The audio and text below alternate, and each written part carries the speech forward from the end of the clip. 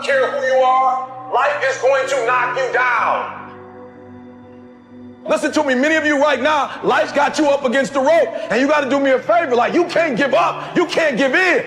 Pain is temporary. Pain is your friend. Pain is going to take you to the next level. When you going through pain, I know what you're feeling. I know exactly, because I've been there. I've done that. But you got to work through it. And the reason why most of you are not successful is because every single time stuff not going your way, you give up, you quit, you let go, and people feel weakness. They feel it. You can feel when somebody's not committed, when they're not all in, when they're not dedicated. And there's another level you get to when you go all in. Winners win and losers lose. There are going to be times that you're going to be wondering, why should I keep showing up and working my business? Why should I keep at it? Why should I keep showing up to the conventions? Why should I keep picking up the phones and making the phone calls? Why should I keep fighting for my goals and fighting for my dreams? And what I want to remind you is that you got to show up for your life regardless of the circumstances. You got to show up in spite of the naysayers. You got to show up in spite of the conversation going on in your mind. You got to show up for your life, because if you don't, nobody else will. If you want unreasonable results in your life, you've got to be willing to be unreasonable. Part of being unreasonable, you don't judge according to appearances. Part of being unreasonable, you can see it because you believe it. You must have the faith to call forth those things that be not as though they were. You've got to decide, I deserve this, and I'm going to have it. You've got to say yes to your life. You've got to say yes. Yes to my dreams. Yes to me. Yes, I can make it. Yes, I can. Doesn't matter how many failures I've made. Doesn't matter how many mistakes I've endured. Doesn't matter about my defeats. Doesn't matter about what I've done. Yes, yes. I don't care about the fact I'm in a hole now. Doesn't matter about where I am. The last chapter to my life has not been written yet. If you judge me now, you'll judge me prematurely. I'm still in the process of transforming my life. I'm still in the process of becoming. Yes. The brilliance of Thomas Edison was not in his mind. It was something much more ordinary and often much less respected. I've got no imagination, he once said. I never dream. I've created nothing. If you're someone who doesn't like Edison, you might think that this is Edison admitting to stealing his inventions from other, more brilliant inventors, like Nikola Tesla. Not quite, but he did readily concede that most of the credit belonged to something other than his brain. The genius hangs around his laboratory day and night, Edison said. If anything happens, he's there to catch it. If he wasn't, it might happen just the same. Only it would never be his.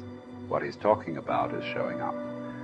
The incredible, underrated power of clocking in every day, putting your ass in the seat, and the luck this seems to inevitably produce. Edison lived in his laboratory and never missed a day. Like Gehrig, even when he was sick, when he was tired, or when visited by tragedy or disaster. The modern conveniences we can trace to his lab then owe far more to his body than his brain, to the compounding power of consistency rather than sheer brilliance. It wasn't about inspiration. It was about getting to work, show up and try. Get on the treadmill, pick up the violin, script out some sequence, reach out to some clients, read some reports, lift a couple weights, jog 1 mile, cross one thing off the to-do list, chase down a lead. It doesn't matter what it is. All aspects of our life benefit from this circumscribed kind of thinking. Just as long as you do something every day, that is the important thing. Show up. When you're tired, when you don't have to, even if you have an excuse, even if you're busy, even if you won't get recognized for it, even if it's been kicking your ass lately, once something is done, you can build on it. Once you get started, momentum can grow. When you show up, you can get lucky. Is this still hard? Yes. But the good news is that because it's hard, most people don't do it. They don't show up. They can't even do one tiny thing a day. So yes, you're alone out there on the track in the rain. You're the only one responding on Christmas. But having the lead is, by definition, a little lonely. This is also why it's quiet in the morning. You have the opportunities all to yourself. Don't worry about setting any records. Just report for duty. No excuses. And here's the irony. This is also a way to break records. Consistency is a superpower. Day to day, willpower is incredibly rare. Lowell Gettrig was a solid position player and a good hitter. But his success really was rooted in the fact that he didn't miss many days of work. It's quite likely that had he continued at his normal pace and not been stricken with R's, that he would have put up career numbers that surpassed Babe Ruth. Gettrig wasn't just able to show up despite injuries and fatigue. He also had to push through ennui, doubt, and just plain not feeling it. He had slumps like we all do, but he also understood what they meant. As a minor leaguer, he had struggled at the plate and thought about quitting. The Yankees' owner sent down a scout to walk Gehrig through the very basic math of a batting average. A good hitter hits 300, and hitting 350 is terrific. Hitting 400 is almost unheard of. What does that translate to?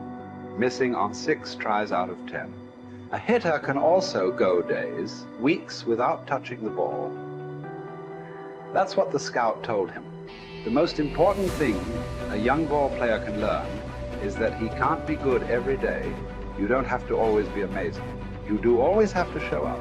What matters is sticking around for the next at-bat. The ability to do that, coupled with the ability to endure what John Steinbeck called dogly days while writing East of Eden. Those days when everything seems out of whack, when you're just not feeling it, when the distractions won't stop, is the first step to greatness. Literally.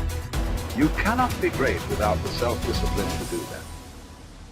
One thing a day adds up. Each day adds up. But the numbers are only interesting if they accumulate in large quantities.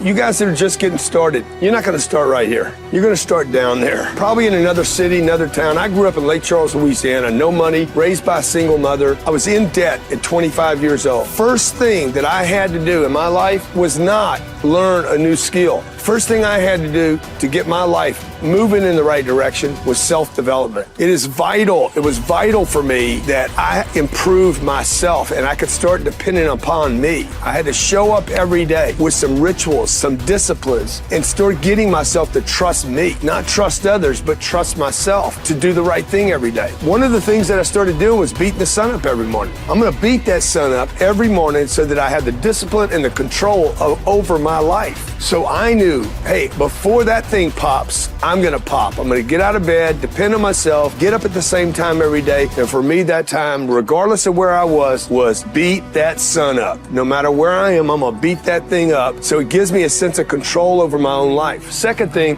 I had to start cleaning up my life and my friends and my environment. When I was younger, between 15 and 25, I was doing crazy stuff in my life. Wasting my weekends. I had the saying, weekends are for the weak.